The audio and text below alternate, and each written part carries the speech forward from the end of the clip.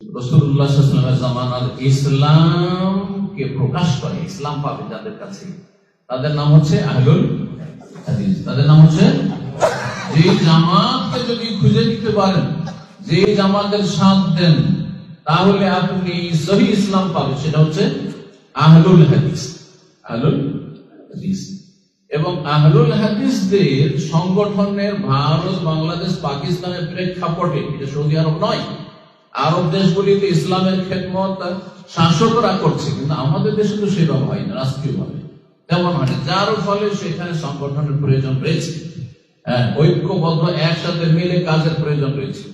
যেই জামাতটি আপনার প্রাচীন যুগ থেকে চলে আসছে, স্বাধীনতার আগে থেকে, 1947 আগে থেকে চলে আসছে, সেই জামাতটি হচ্ছে জমিয়তে আহলুল হাদিস। তার নাম হচ্ছে জমিয়ত। ভারতে গেল জমিয়ত আহলে হাদিস, মুখপত্র হচ্ছে আপনার সহিহ ইসলামের, আর বাংলাদেশে গেল, পাকিস্তানে গেল, নেপালে গেল, বার্মাতে গেল, এক কথায় উপমহাদেশে আহলুল হাদিস, জমিয়ত আহলে হাদিস মানে এটি হচ্ছে আসল জামাত। তারপরে কিছু ভুল বুঝাবুঝির জন্য সেই জমিয়ত আহলে হাদিস থেকে আরেকটি নাম হয়তো কারো হয়েছে, সেটা বিভাজন থাকতে পারে, কিন্তু সেটা আকীদা মানহাজের বিভক্তি নয়, সেটা দুনিয়ার কিছু ভুল বুঝাবুঝি ছিল।